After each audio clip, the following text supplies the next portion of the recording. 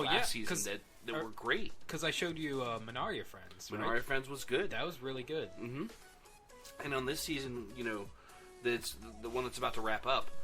We've got Ao-Chan Can't Study, which is fantastic. A fantastic 12-minute, absolutely fantastic short format show.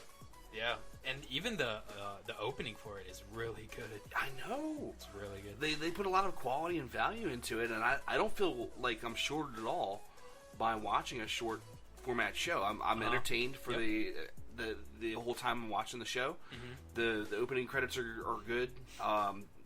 As far as like telling the story and having the music match it, and the closing credits they're pretty decent. They're not like bad. They're a little generic, etc. But it's you can't like win every category, right? Right. So, but I'm sorry, we're getting off topic. Okay. So next is what was this? This is Dungeon. Is it wrong to pick up girls in Dungeon Season 2? I think. Yeah. So. I think they had a little bit of a season 1.5 after the first one, where they showed I think it's like a couple episodes or something. The perspective of the sword. It was the like sword fighting girl. I still haven't seen that. I really. Oh my goodness, you're missing out. I know, dude. Well, it gets more into the battle and everything because it shows more of what makes her the hero and the person that's looked up to that she's portrayed in the first season of the show. Yeah. So I'm definitely gonna check this out on the hype train, 100%. Fantastic. Okay. Wait, just for people that haven't seen the first one, what's basically the premise of the show? The first one? Yeah, the first season. If I remember correctly,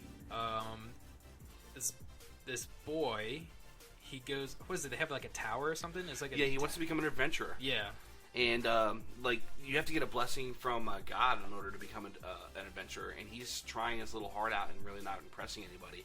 And he has like this special ability where he just keeps getting strong. Yeah, leveling, I guess, is the whole big thing because no one else can level up. I guess they have a set strength that they're already at, and he just keeps getting stronger and stronger. Mm-hmm. So. Yeah, and then he, it's all about his abilities, strengthening, moving, and also the relationships that he has with the many women folk around him. Yeah, that just somehow show up. Fall into his lap. Yeah. It's definitely a harem, and the OP is overpowered, but not, like, ridiculously so. Well, we haven't, at this point in time. At this point in time. There's certainly room for growth. Oh, yeah.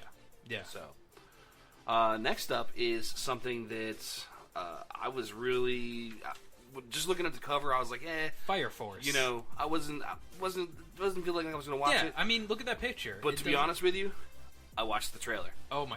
Okay, so definitely, if you haven't seen the trailer, definitely go check it out. Yeah. It is. This is probably going to be the best show this season. Yeah. Honestly. I don't know about all that. Oh well. Okay. So this is going to be one of the best action shows. This is probably going to be the best action show this season. Yeah. I mean, I when I first saw it and read the description, I was like, I put that in my show notes. Yeah, I'm going to try this, etc. It's not going to be. It could be good, but I don't know if it's going to be something that's going to really hold my interest for the length of a season. As of right now, June 22nd, it hasn't been announced how many episodes that they're going to be, or at least nothing that's on like Live Chart. But the trailers, have changed my mind. Oh man, I kind of just I want to go watch it again. The trailers? Yeah. I gotta be honest with you. I can't. I can see where you're coming from with them. The hype is real, man. The hype is real. The premise is, you have beings that self-combust, that turn into fire. You have some villains, etc., and then you have these firefighters. Imagine a world of firebenders that battle each other, and each of them have different specialties. And when you combine that with good art direction, excellent music from what I saw in the trailer. Imaginative fight scenes and imaginative camera angles as well. Mm-hmm.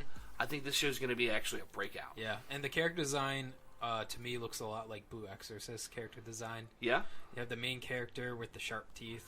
Mm-hmm. Yeah.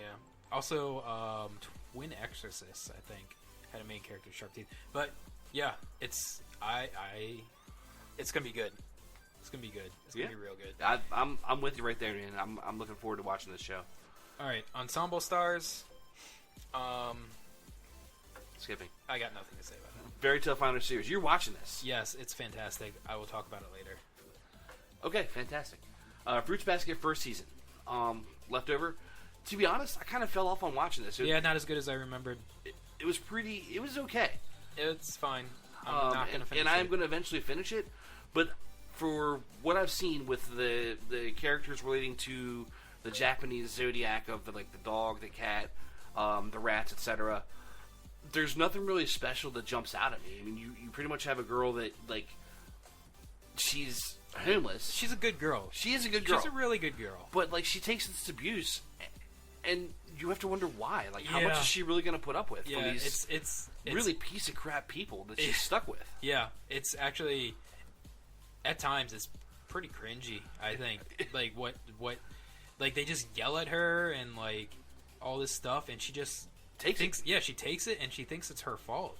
I know. It's kind of sad. But anyway. It's one of the reasons why I kind of fell off. It's just how long is this going to continue on? Is she going to snap and finally stab somebody? But with the tags, I kind of doubt it. No. Yeah, I think she continues to be that happy-go-lucky character. She's OP with goodness. Yep. OPMC. All right, next one. Given. So, the tags. Drama, music, romance, shonen ai, right? Yeah. It actually looks like it's going to be a a good produced show. As far as good production quality, good character design, decent music, etc. The one thing that kind of throws it off for me is an all-male cast and the romance tag. Yeah. So I'm going to give it a shot, and if the music's good enough, it might carry it through for me. Yeah. I'm hoping it's more like Beck. I don't think you ever saw this show, but there's an anime show called Beck, and is basically about a band, and they would about their life, and they go and play shows. And are you aware that Beck is a band in the 90s? Yes, I know. Do you know who Jeff Beck is? Okay, it's a real show, but there's a real band, a real show, and a real guy. Anyways, let's move on then. Grand Belm. Yeah. Fantasy Magic. I don't remember what this is about. But it didn't seem very interesting from the previous. Is this another isekai? I think it's another isekai. No. No? It's a world long ago where magic was forgotten, and this one girl migrates back. It might on the night of a full moon. It might be the story of how magic gets reintroduced to a world that has lost its magic, etc. Yeah. So it could be. From what I saw, it may look like it's for a younger demographic than what I would prefer. Mm-hmm. It might be a good show. I'm going to put it on trying, or considering, but I'm not really expecting much, given what I saw in the trailers. Okay. So you just want to move on to Isekai Cheat Magician? Yeah. So obviously this is another Isekai. Really? No, with a name like actually, Isekai Cheat Magician? It might not be. It might not. Where did you go to detective school? Copcraft University.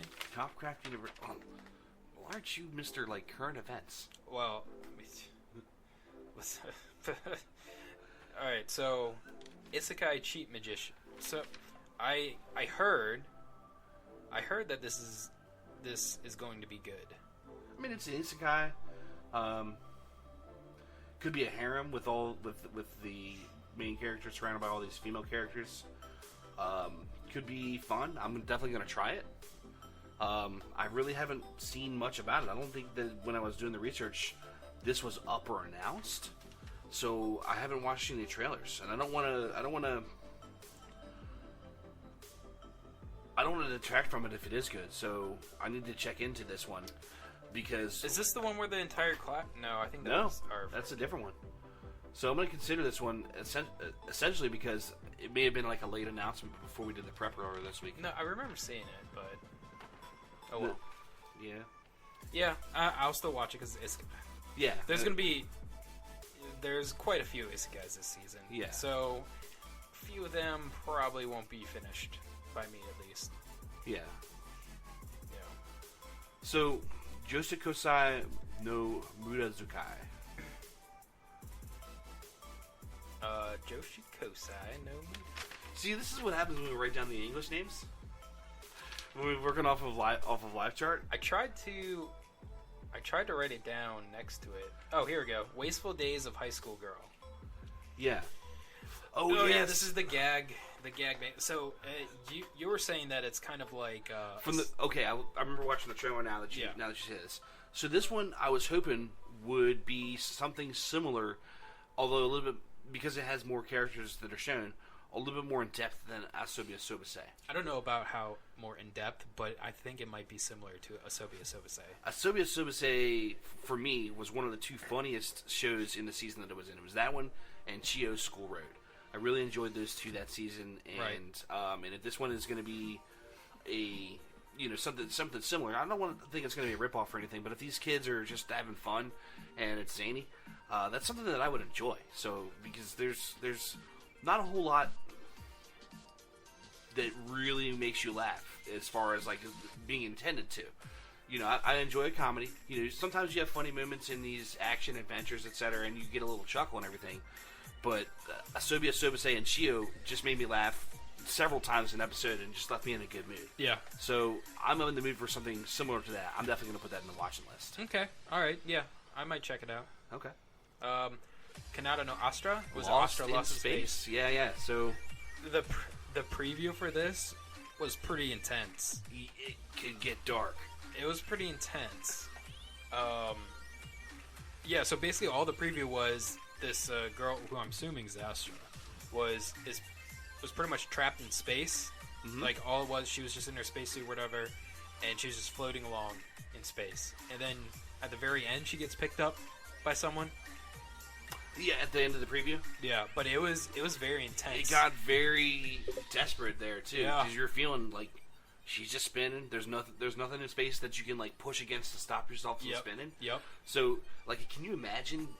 It's got to be terrifying. Being ejected from a ship. Not only are you're destined to be out there and die if no one comes to rescue you, but then like you're nauseous and dizzy the whole time. Yeah. You know, so your thoughts are confused, you're befuddled, etc. There's literally nothing. It's gotta be there's no gravity, so you can't really feel anything. Yeah. There's literally nothing around you. Do you just like open the suit and end it early? I mean, or do you hold out hope for that hand that's going to reach out to you from the darkness? I might for a while until I start going crazy. I imagine you start losing it after a while. As long as your oxygen holds out, yeah. But this show, the premise is that, it's, later on, 40 years into the future or so, this group of high school students goes on a camper trip in space, and they get transported like 5,000 light years away from, Earth. And so they have to, they try to find their way back to Earth, and the story's about their adventures. But from what I saw of the previews and what they chose to show me in the previews, this one looks like it's going to be more than just like a little simple kid adventure. It looks like it can get dark and pretty serious. That's assuming that they just didn't do that type of preview to get people to watch it. Hey, and also because I've also heard that this is kind of like Eurocamp in space. So more of like a very slice of life kind of thing, but in space. I'm sure that if you're traveling in between things, there's going to be times when you hit boredom. So they might concentrate and focus on that too. Yeah. Not just the adventure parts like they did in Lost in Space or Star Trek, whatever. If it's weeks and weeks in between stops, some of that stuff's got to be wearing, and what you do to stay busy and stay sane in the interim, definitely plays a big role. All right. Well, before we move on to the next one. Okay. Also wanted to mention that the music for this Lost in Space or Space Camp seemed like it was fantastic and super fitting. Yeah? Yeah. Yeah. Yeah? I would have to agree. Because your mind's already on the next one, isn't it? Anyways, what's the next one, Steve? Oh my god. I'm so glad you asked. The teasing Takagi-san. Master Teaser. Takagi-san is back. And the first season was just such a wholesome slice of life beginning of romance for two, like early middle school or late elementary school kids. And it was such an amazing, positive show So that- adorable. It So was adorable. adorable.